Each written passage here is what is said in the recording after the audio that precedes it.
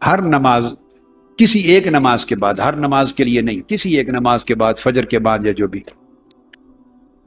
ایک تسبیح لا الہ الا اللہ کی آنکھیں بند کر کے اپنے دلوں کی طرف ایسا تصور کریں، اور جو زیادہ پڑھنا چاہیں 200 مرتبہ پڑھ لیں، جو اور زیادہ پڑھیں 333 مرتبہ پڑھ لیں، یا 111 بار پڑھ لیں۔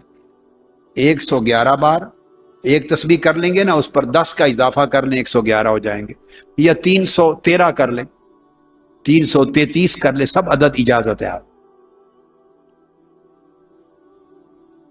لا الہ الا اللہ، اول آخر 11 بار درود شریف،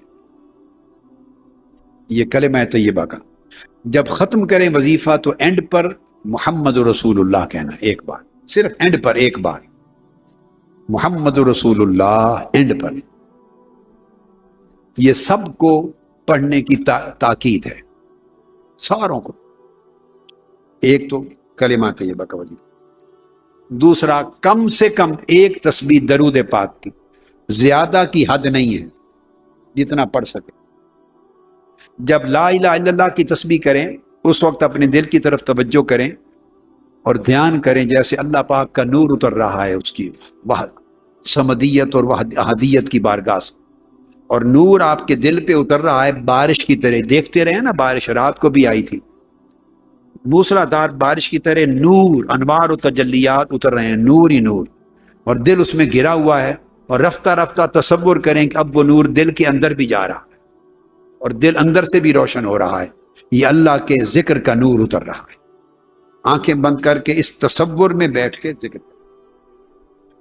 دوسرا، ایک تسبیح کم سے کم یا زائد جتنا پڑھ سکیں اجازت دیں اوقات، حضور السلام پہ درود پاک، اللہم صلی علی پڑھیے، سیدنا و مولانا محمد وعلی آلہ وصحبہ وبارک وسلم، یہ درود پاک ہے۔ اگر کچھ لوگ اس کے علاوہ کوئی اور صیغے سے درود پاک کسی کو یاد ہے پڑھنا چاہیں، اس کی بھی اجازت ہے۔ تو درود پاک کم سے کم ایک تسبیح یا زیادہ جتنا پڑھ سکیں گے۔ اس کے بعد جب درود پاک پڑھیں تو تصور کریں آقا علیہ السلام کے گنبد خضرا کا، آنکھوں میں رکھ لیں گنبد خضرا، اور اگر کسی کا تصور جالی مبارک کا قائم ہو سکتا ہے تو جالی مبارک کا کر لیں، سامنے مواجہ شریف کے کھڑے ہیں۔ جالی مبارک کا قائم نہیں ہوتا تو گنبد خضرا تو ہر کوئی دیکھتا ہے نا تصویر، تو گنبد خضرا کا تصور کر لیں۔ سب گنبد خضرا، جالی مبارک، قبر انور سے آقا کے انوار و تجلیات ہی نکلتی، تو آقا کا تصور کر کے گنبد خضرا کا حاضری کا درود پاک۔ تیسری تسبیح استغفار، استغفر اللہ العظیم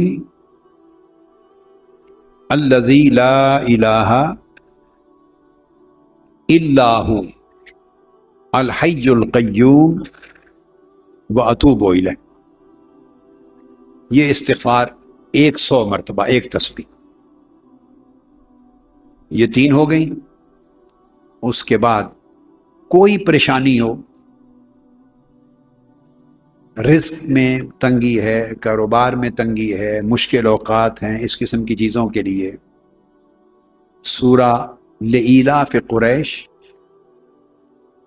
11 مرتبہ، پھر 11 مرتبہ سورہ الماعون ارأیت الذی یکذب بالدین، پھر 11 مرتبہ انا اعطیناک الکوثر۔ خوف ہو، غم ہو، پریشانی ہو، رزق میں کمی ہو، جاب کا مسئلہ ہو، کاروبار میں برکت کا ہو، ان تمام امور کے لیے یہ 3 صورتیں اکٹھی ہیں، ان کو 11 بار پڑھنا ہے۔ اول آخر 3 بار درود شریف، 11 بار پڑھیں۔ ٹائم کی اجازت ہے آپ کو، ایک ٹائم بنا لیں جو آپ کو سہولت ہو۔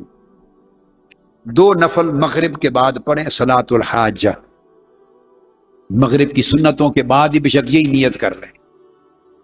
پہلی رکعت میں قل یا ایھا الکافرون، دوسری میں قل ھو اللہ احد، یہ پڑھ کے 2 رکعت نفل پڑھ کے تو پھر دعا کر لیں۔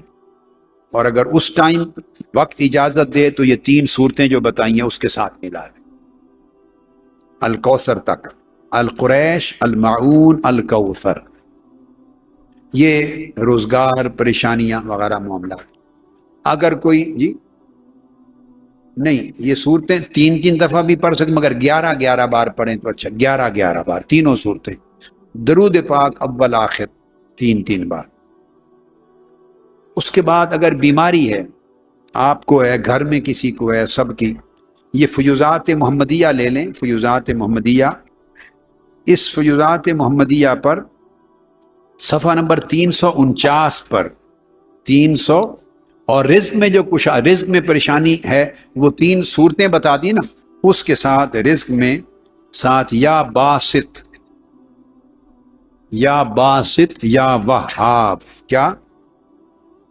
یا باسط یا وہاب پڑھیے، یا باسط یا وہاب، یا باسط یا وہاب، یا باسط یا وہاب۔ تو یہ بھی پڑھ سکتے ہیں، اور یا باسط یا واسع، واسع وسعت سے 2 اسما پڑھیں، یا تینوں ملا کے پڑھنا چاہیں، جیسے جیسے یاد رہے۔ یا باسط یا واسع یا وہاب پڑھیے، یا باسط بے الف با سین تا، تو یا باسط یا واسع یا وہاب، یا باسط یا واسع یا وہاب، یاد رہ جائے گا۔ تو یہ 3 اسماء حسنہ، اسماء حسنہ، اسماء مبارکہ پڑھ کے اس کی تسبیح کر لیں اکٹھی، یا باسط یا واسع یا وہاب، ایک بار پڑھا نا، پھر دوسرا دانہ، پھر تیسرا، اس کی تسبیح کر لیں۔ تو ایک مرتبہ، صرف ایک مرتبہ اس کی تسبیح کر لیں۔ وہ 3 صورتیں بتا دیں، ان کو 11 بار پڑھ لیں، وقت کم ہو 7 بار پڑھ لیں، اگر یہ اجازت ہے دونوں عدد کی بھی۔ تو یہ اللہ پاک کے اسماء مبارکہ میں سے۔ تو میں جو بتا رہا تھا 349، گھر میں بیماری ہو، شفا یابی کے لیے سورہ فاتحہ، اگر بیماری ہو، تنگی ہو، مشکلات ہوں، اور کہتے ہیں آسیب ہے، سایہ ہے، یہ ہے، اٹھ پٹانگ کی چیزیں، بیماری وغیرہ، اس کے لیے سورہ فاتحہ، تمام مشکلات کے لیے 11 بار پڑھیں سورہ فاتحہ، اور 11 بار سورہ اخلاص۔ یہ اگر کہہ رہا ہوں بیماری ہو، پریشانی ہو، اس کے لیے 11 بار سورہ فاتحہ۔ یہ بعد میں آپ ریکارڈنگ لے لینا اتنا حصہ، تو اس میں ہر کوئی سن لے گا۔ 11 بار سورہ فاتحہ، اور 11 بار قل هو اللہ احد سورہ اخلاص، اول آخر 3 بار، یا 11 بار درود پاک اول آخر، بیماریوں کے لیے، شفا یابی کے لیے۔ اور ایک وظیفہ ہے، یہ میری اسی کتاب فیوزات محمدیہ کے صفحہ 350 پر 350 پر یہ آیت کریمہ ہے، سورہ الاسراء کی، سورہ بنی اسرائیل کی آیت نمبر 82، وَنُنَزِّلُ مِنَ الْقُرْآنِ مَا هُوَ شِفَاءٌ وَرَحْمَةٌ لِّلْمُؤْمِنِينَ، یہ ایک آیت ہے، وَنُنَزِّلُ مِنَ الْقُرْآنِ مَا هُوَ شِفَاءٌ وَرَحْمَةٌ لِّلْمُؤْمِنِينَ۔ شروع میں اعوذ باللہ بسم اللہ پڑھ کے، درود پاک 3 بار پڑھ کے، اس آیت کو 11 بار پڑھیں، یا چاہیں 40 بار پڑھ لیں، مریض پہ دم کریں۔ آپ کو دردیں ہیں، تکلیف ہے، گھر میں کسی کو ہیں، آپ کو اپنے گھر کی حد تک اجازت ہے، اپنی فیملی میں، خود کو، اولاد کو، بچوں کو، میاں بیوی کو۔ وَنُنَزِّلُ مِنَ الْقُرْآنِ مَا هُوَ شِفَاءٌ وَرَحْمَةٌ لِّلْمُؤْمِنِينَ۔ 7 بار بھی پڑھنے کی اجازت ہے، 11 بار بھی پڑھ سکتے ہیں، 21 بار بھی پڑھ سکتے ہیں، 40 بار بھی پڑھ سکتے ہیں۔ اگر بخار ہو گھر میں، بہت سخت بخار نہیں اتر رہا، اس کے لیے اسی کتاب کے صفحہ 351 پر، اسی کا اگلا صفحہ، یہ 350 تھا، اب 351، اس کے اوپر وظیفہ ہے سورہ انبیاء آیت نمبر 69، یا نار کونی بردم وسلام علی ابراہیم، یا نار کونی بردم وسلام علی ابراہیم۔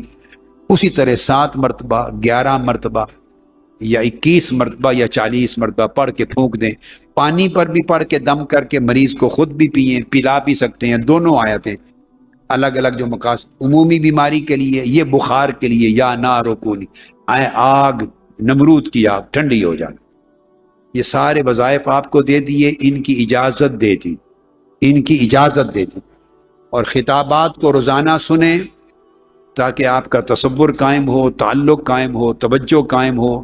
ویڈیو پر، کیسٹس پر، انٹرنیٹ پر خطابات سنیں ہر وقت، اور خواہ تھوڑی دیر مگر خطاب سنے بغیر نہ سوئیں، اولاد کو بھی سنائیں، خود بھی سنا کریں۔ حاجتیں جو لے کر آئے ہیں، مرد بھی، عورتیں بھی، بہنیں، بیٹیاں بھی، مائیں بھی، بزرگ بھی، جوان بھی، بچے، ان کے دلوں کی ساری حاجات پوری فرما، ساری مرادیں پوری فرما۔ اولادوں کو اپنے والدین کا ادب کرنے والا بنا۔ یورپ میں، یہاں مغربی دنیا میں، پاکستان میں اولادوں کو نصیحت والدین کا ادب کیا کریں۔ غیر مسلم دنیا میں اور آج کی مادی دنیا میں اولاد اور بچے ادب نہیں کرتے، ادب چلا گیا ہے۔ بچوں تم ایمان والے ہو، آقا علیہ السلام کے غلام ہو، اسلام والے ہو، والدین کا ہمیشہ ادب کرو۔ والدین کا ادب ایمان کا حصہ ہے، بڑوں کا ادب ایمان کا حصہ ہے، ادب ایمان ہے۔ شرم اور حیا رکھو، ہمیشہ پردہ رکھو، حرام سے بچو، حرام نہ کھاؤ، حرام نہ پیو، نہ کھاؤ، نہ حرام صحبت میں آپس میں ملوث کرو، اپنے ایمان کو محفوظ رکھو، اپنے دین کو محفوظ رکھو۔ آپ آقا علیہ السلام کا کلمہ پڑھنے والے ہیں، بے دین اور کافر بچوں اور بچیوں کے نقش قدم پہ نہ چلیں، اس معاشرے کی فحاشی، عریانی، بے حیائی کی پیروی نہ کریں، ہمیشہ استقامت کے ساتھ رہیں، ایمان پر رہیں، تقوی پہ رہیں، حیا پہ رہیں، دین پہ رہیں، اس میں خیر ہے، اگلی نسلوں کی اور آقا علیہ السلام کی شفاعت نصیب ہوگی۔ والدین بھی اولاد کی نیک تربیت کریں، باری تعالیٰ انہیں اچھی تربیت کی توفیق دے۔ اللہم صلی وسلم وبارک علی سیدنا و مولانا محمد وعلی آلہ وصحبہ اجمعین برحمتک یا ارحم الراحمین۔